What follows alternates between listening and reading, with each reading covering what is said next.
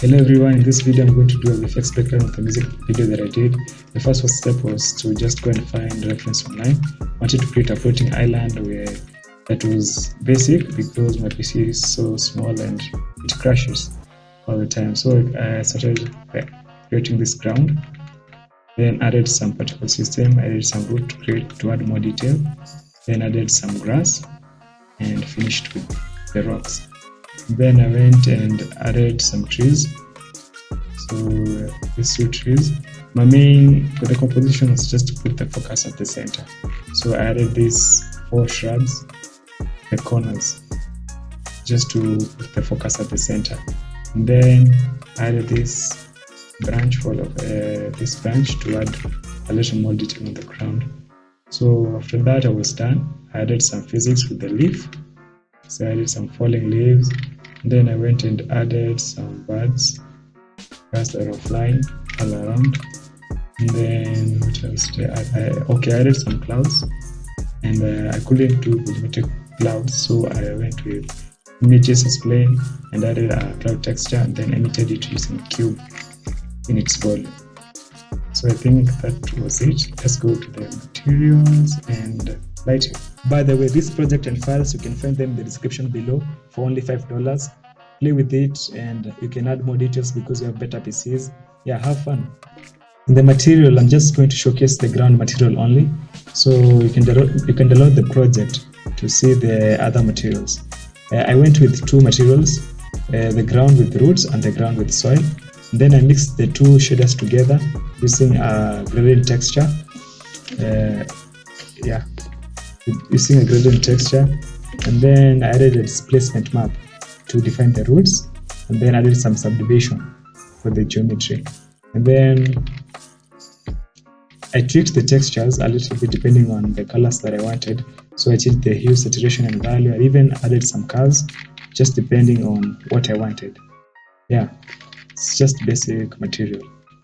This is where I took the project to the next level with lighting. I'm not going to show turning on the lights one by one because my PC is really slow and it can crash at any time. So I'm just going to do a breakdown real fast. So I added a main light here, a point light, and then I added a top light to create the nice silhouette of the leaves and the separation from the background. I added this blue light, this blue highlight. It looked really nice, and then it also separated the roots, creating a root separation, and even separated the foreground from the HDRI. Then I added this magenta light on this side to fake the light from the building and to also create the interaction, to create the interaction between the HDRI and the environment. I added this bottom light. It created this gradient. You can see this bottom light created this gradient, making a real good composition leading towards the center. Okay? So I added some fill lights on the trees, inside the tree and the leaves, to just fill out the dark areas because it was really dark and I didn't want that much of a contrast. And then I added some fill lights here and there. You can check out the project to see all the lights.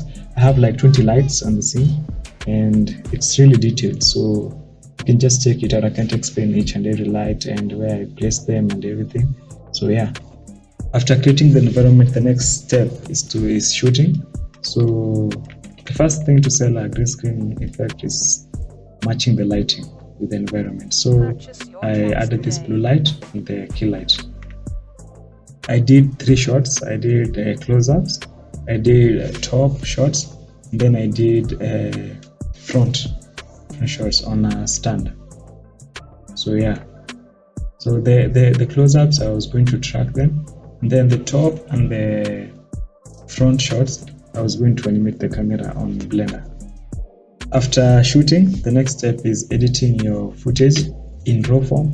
So make sure you have the final product while in RAW form. Yeah, you get it?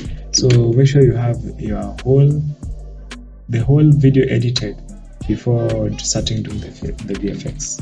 I went and keyed the footage. I added a noise reduction first. It was really noisy, so I reduced the noise, and then I did 2 keys, the one for the edge and the other one was a hard mat. And then yeah, you can see the detail is really nice. on the hair.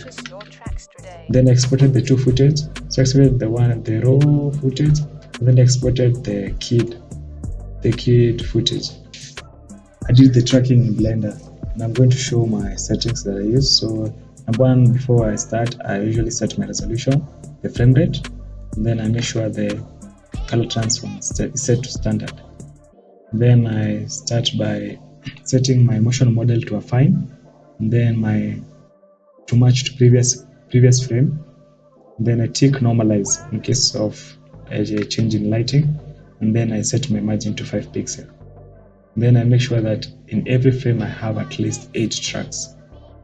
After you're done, and then just go to the solve tab, and then tick keyframe A and B for Blender to generate for you. Then the focal length, I usually set the one that I'm located with. In my case, I used 18mm. Then you can set your own, or if you download the project, you can use 18mm. Then hit solve. Then make sure you have a solve error of maybe 0.8 and below. I usually stick with 0.8 because 1 sometimes too jaggedy. Yeah. After setting up the tracking scene, I imported the kid footage as a background image for the match movie. And yeah, so it's really slow. When it was time for rendering, I baked the physics. Then I went and added some passes. So I added the mist pass, vector for motion blur because I didn't want to use the Blender's motion blur. And then I added denoising data, material index, and then emission, environment, and cryptomat object. And then I exported in, let me show you in the compositor. I exported in OpenXR multi-layer. Then I set the float to half because I wanted a smaller file. And then I used the compression, the codec of WDAA. And then I set my output folder. Then yeah, I hit the render button. So before I hit the render button, I made sure that I didn't have depth of field because it took a long time while rendering. So I set my sample to 64 because my PC it took ages to render a single frame. It took like 10 minutes in 64 samples. With 128 samples, it took I think 30 minutes. So I couldn't wait that long, and I had like 30,000 frames to render. So I just put 64. It took like 2.5 months to render. Yeah. After 2.5 months of waiting, the fun began. So by the way, if you're a compositor and you would like to follow along, you can download the rendered files in the description. So let's continue. I added the background, then added a color corrector to it. So it's just a subtle color correction. And then added lens blur. So because I didn't add depth of field in Blender. So after adding a color correction, I added the subject. The subject is having a black halo because I exported the footage and took it to After Effects because I wanted to add some motion blur on the edge. So that's why it's having the black halo, and because of pre-multiplication. So to remove the black halo, just add an alpha divide and it will be gone. Then I did some color correction on the subject. Make sure you check the redivide post multiply to affect the subject only. And then added a light wrap. By the way, this light wrap I created it myself. The grade was easy, so I started with an exposure, and then added a little contrast with the curves. So you can see it's a slight curve. And then I went and balanced the image, and then added some contrast back. You can see, and then this contrast I used the contrast on the pivot, and then I adjusted the highlight and boost up the shadows. Then added some saturation to 62, and then I added a color boost of 5. And then I went and did some curves to change the hues. So here you can see I pushed the bluish to the cyan look, and then the cyan I pulled it down a little bit. Then this is where I pushed the cyan look more. I added a little bit of cyan on the background, a little bit of cyan, just a slight change, a really slight change.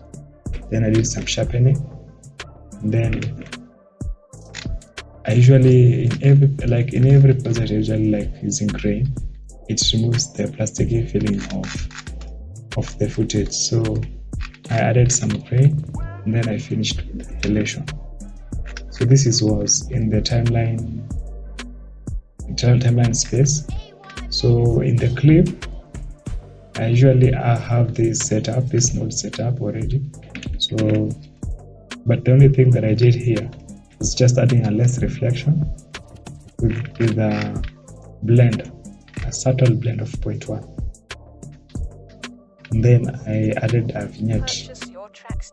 Vignette, here it is. So I thought I was done with the compositing. I went outside and took a walk. And then when I came back, then I just felt like it needed some more contrast and some more color contrast. So there are two contrasts here. You have the luma contrast and the color contrast. So when I tried to add some nodes to do me the job, like the DaVinci crashed, so because of my PC. So what I did, I exported the footage and then re-imported it back for the final touches. I imported the footage to add the color contrast and the contrast. So here is what I did with the color contrast. You can see how it took it. Wow, it's juicy, yeah. So I just added some cyan on the shadows, some yellow on the gamma, and some red on the gain. And then I did some contrast. You can see how I really pushed it, and it's looking dope. It's looking great. So I did some contrast there, and you can see 1.08. And then I did a huge change on this color balance. I think I did a huge change from 50 to 47, and that's where I got the final look. You can see how dope it is. If I disable this and then I enable, you can see how I really pushed the contrast with color and luma. For the people who downloaded the project, I'll show you how I went about the wide shot. So I added a mist pass, and I limited it on the trees using mask. So you can see here, I added my first mask, I limited it here, then the second one here, and the other one at the center on the tree, just to create the depth on the tree. And then I added a whole mist pass on the whole video, but I kept it really subtle. So like I used of 0.02. I used a merge, a blend of 0.02. So after I was done, I added blur to remove the sharpening of the 3D render. Then I added some color correction. Then I did some subject correction on the subjects. I removed some saturation on them. And then using the crypto matte pass that I extracted from the OpenXR multi-layer. Those who want to play with this project, I have two shots set for you. So the first shot is the one that I showed you. This shot one here. And when I go to the camera view, you can see it. Yeah, it's this one. Then I have the second shot. It's a wide shot, so you have to activate it and then disable the first shot. Then after you have activated it, come to the scene setting. I think it's here. Then change the camera to shot 2. So now you switch to the other camera. So now you have 2 shots to work on. So you can just change the camera animation and make your own. Yeah. Guys, let me know if you want a step-to-step tutorial on each step, because I've left out a lot of stuff and it's a wide thing. It's a wide thing and it needs a lot of time. So if I can do like small tutorials, if you want, I can do small tutorials on each step, from the camera tracking to the end. Yeah, let me know down in the comments.